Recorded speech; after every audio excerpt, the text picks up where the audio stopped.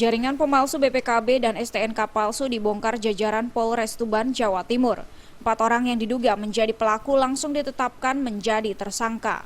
Masing-masing berinisial F, K, FR, dan J, semua warga Tuban. Sementara otak pelaku berinisial A saat ini menjadi DPO. Selain mengamankan 4 tersangka, petugas juga menyita 4 kendaraan bermotor, masing-masing 2 mobil, 3 mobil minibus, dan sebuah sedan. Terbongkarnya kasus ini berawal ketika petugas melakukan razia di jalan raya dan mendapatkan 1 mobil tersangka menggunakan STNK dan BPKB palsu. Dari situ kasus ini akhirnya terbongkar petugas.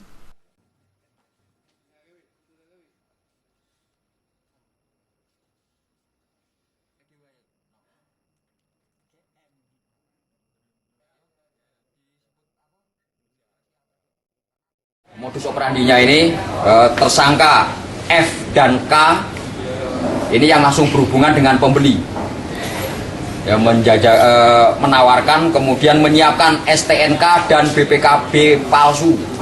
Ya, diduga palsu kan ada beberapa indikasi yang kita sebutkan palsu ya, karena cetakannya sudah tidak sesuai, kemudian hologram, kemudian juga Kapolres yang menjabat dan tanda tangan saat itu tidak sesuai. Ada 3 hal tersebut.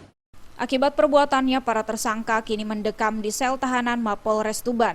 Mereka terjerat pasal 263 KUHP dengan ancaman hukuman 6 tahun penjara. Dari Tuban, Jawa Timur, Sumali Maluapati melaporkan.